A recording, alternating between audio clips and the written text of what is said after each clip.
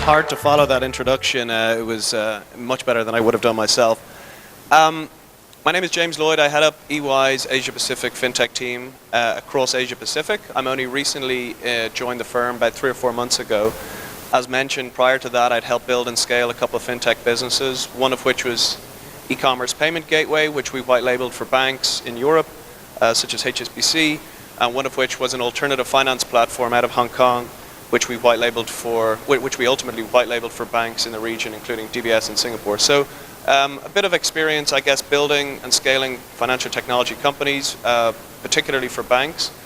And the role in EY is really about building a team of like-minded individuals across the region who can help in our big existing clients, be they banks, insurance companies, and so on, help them partner with some of the smaller fintechs, and likewise help support some of the high-growth potential fintechs as they seek to scale across the region. So I'm based in Hong Kong, but with an Asia-Pacific remit. Very excited to be here in Seoul. I've spent the last couple of days actually out with some of our clients, and it's great to see so much activity in the market here.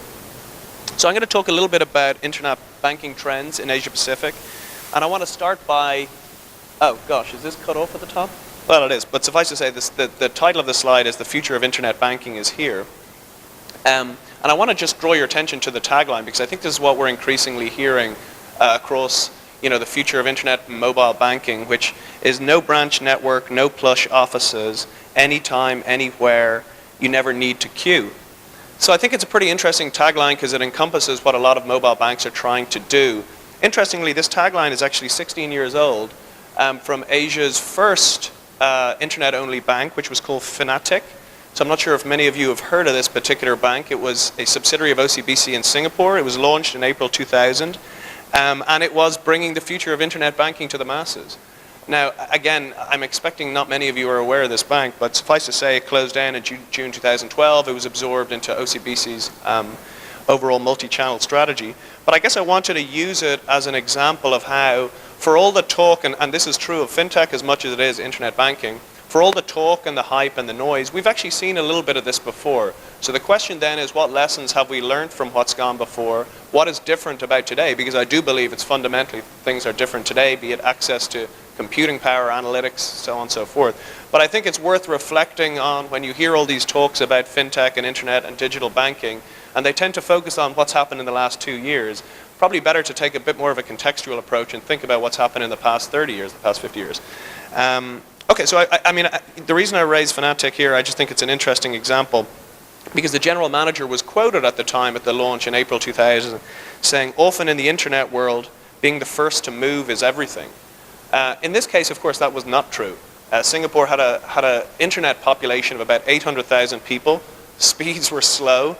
And I'll talk a little bit more about some of the challenges faced in the early ages of internet banking. But I think it's important to reflect upon what's gone before. Actually, I'm not sure if you can see it on the slide there, but it's kind of interesting to reflect upon the home screen from 16 years ago, where with such titles as Bush or Gore, Does It Matter? Which is toward the bottom. I mean, I think we'll all agree it did matter pretty significantly. And then also Time to Look at Tech Funds. So this bank was actually pushing tech funds in mid-2000, so anyone with a sense of history should enjoy that.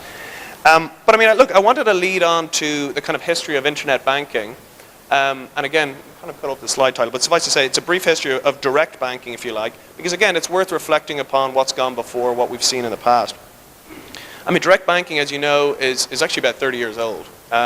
So direct banking simply being branchless banking, so a move from branch servicing to telephone, to ATM, to mail, to phone, and ultimately to internet, and now, of course, to mobile.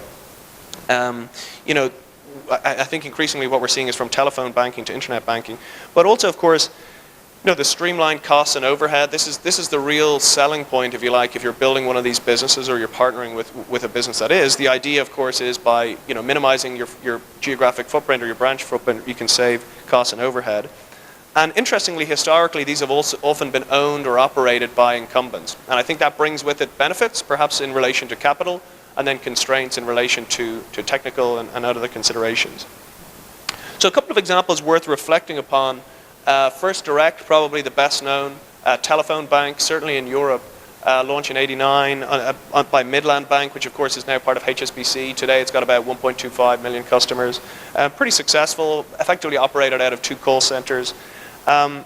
Egg was another very prominent, particularly in Europe, very prominent internet, not the first internet bank, that was actually in the US, but a very prominent internet bank in the UK. And I think, again, there's plenty of lessons we can learn from what's happened in the past. Egg was actually launched by Prudential, which is one of the UK's largest insurers. They got about 550,000 customers within the first 9 months. So that's something that an internet bank today could only dream about. I mean, we've looked at the hype surrounding some of the London app-only banks and so on and so forth. I mean, they're struggling, of course, to get customers simply because very few of them even have licenses. But the point is, Egg actually, over time, grew 2 million customers. So, pretty sizable. And of course, the real issue with Egg, and I'm not sure if you're familiar with the history, it was ultimately actually IPO'd to some degree. They did a share repurchase, and suffice to say, different elements were sold off to Citibank and to a building society in the UK and so on and so forth. But 2 million customers, multiple products, fairly reasonable product range. The problem, of course, is they couldn't make any money. So, again, I've got experience working in fintech. I'm building a team in fintech, so don't get me wrong, I love fintech. But the reality is we need to disentangle a little bit of the hype from the reality when it comes to some of these new business models, some of these new propositions. The difficulty with Egg, and again, I like to quote the leaders of some of these institutions, the CEO said, "We have built Egg to work on very thin margins." Well, indeed, those margins were so thin, they never accomplished profitability, over the period of time in question. So it's kind of an interesting case study again. There are other, now I should balance this by saying there are other examples that have worked. ING Direct is generally regarded to have worked rather successfully across multiple markets, particularly in Australia, where it's effectively the 4th biggest mortgage provider. So this isn't all doom and gloom. It's just, again, to reflect upon some of the lessons from what's gone before. M-Bank in Poland, again, actually another good example of a pretty successful implementation. So, again, the title here is Internet Banking, really an idea before its time. That's really what I'm trying to reflect upon. And then you consider, okay, well, what were the limitations 10, 15, 20 years ago in relation to this? Well, first and foremost, technical limitations, internet speed and availability. I mean, I mentioned the example of Fintech in Singapore. You had less than 1 million people who had internet connectivity, but that internet connectivity itself was rather poor. So that's not exactly a great user experience. Core banking systems, I think, have come quite a long way in terms of flexibility and modularization and so on and so forth. So that has been to some benefit of some of the upcoming digital banks.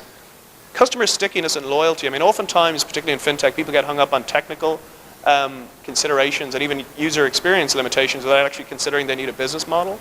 And I think, to Yannis's point earlier, we're seeing quite a significant fall-off in venture funding on the financial technology side globally, really ex-China right now. And I think a lot of that comes down to business models, frankly. But suffice to say, the basic saving products being offered by these banks, to a large degree, their USP was simply that you could save money. I mean, I remember myself in the early 2000s, operating bank accounts out of Europe where it was simply moving money into a high-interest savings account.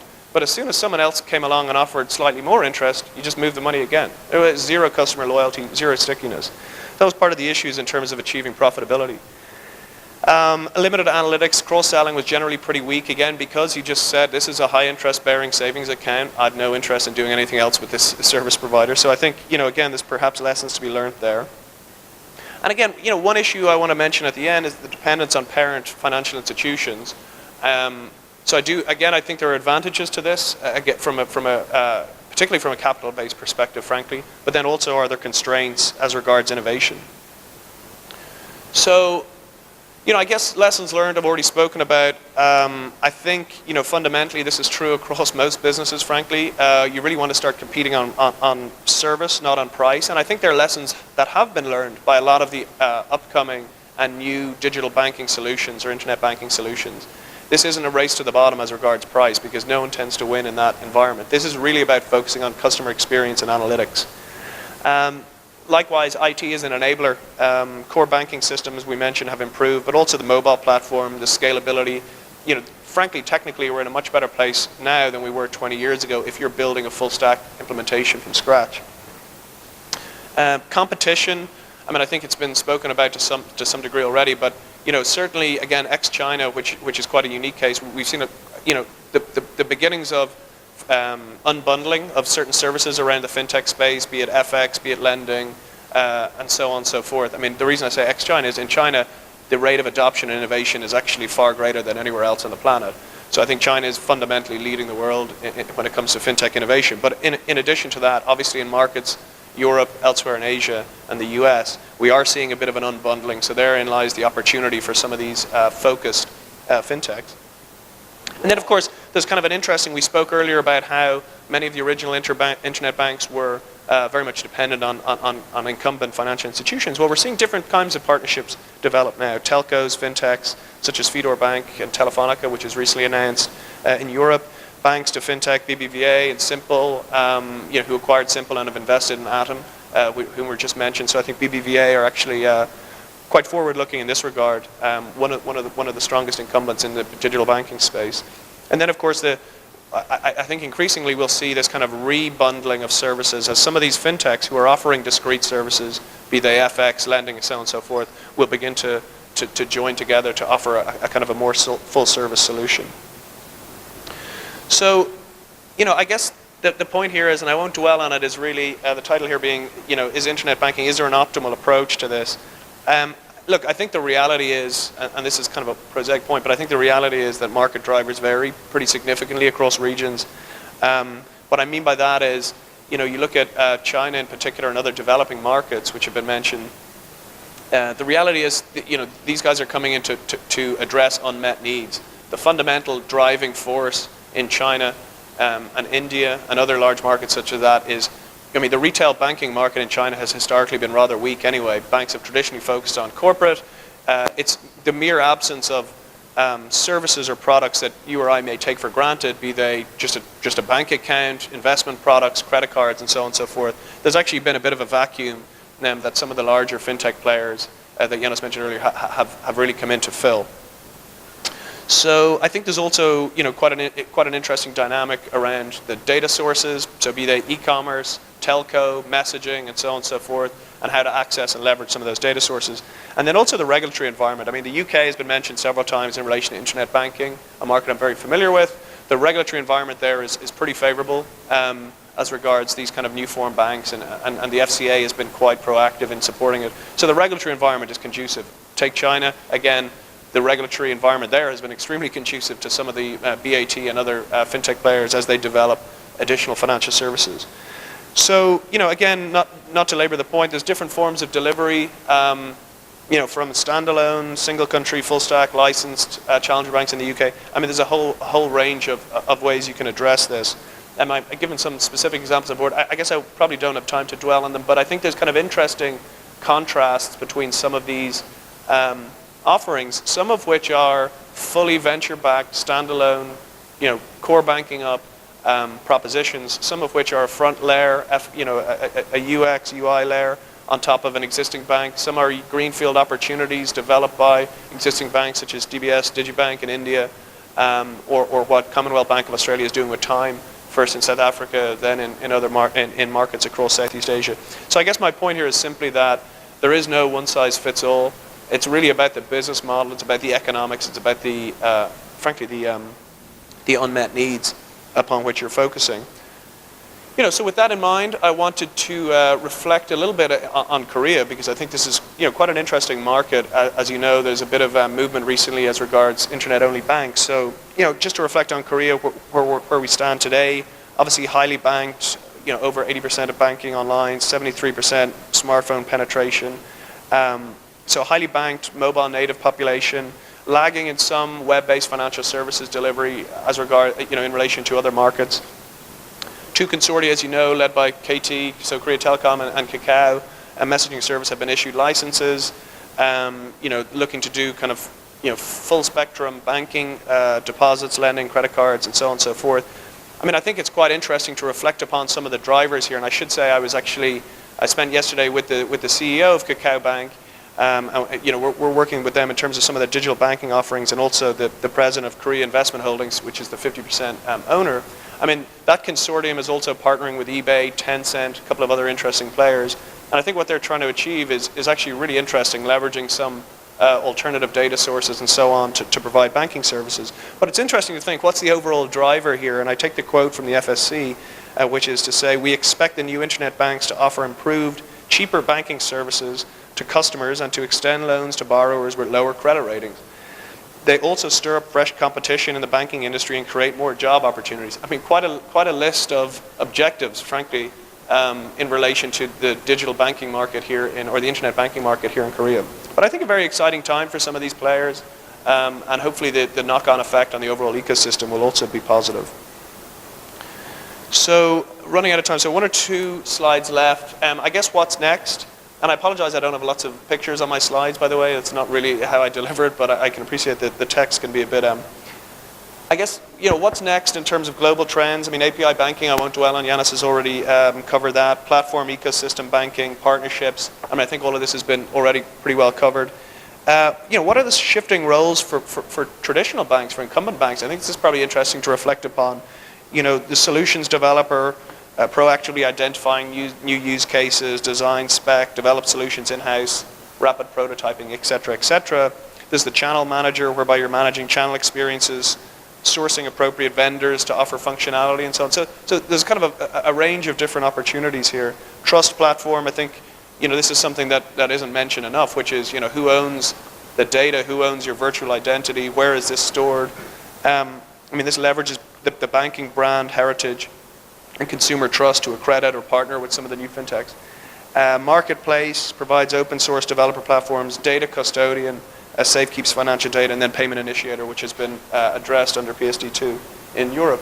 So again, this is just discussion points addressing some of the potential opportunities for some of the incumbent banks. By the way, some of which will benefit greatly, I think, from the rise of fintech and the rise of internet-only banks, and some of which will not benefit, frankly, are going to do pretty poorly because they have neither the speed nor the willingness to operate in this new market.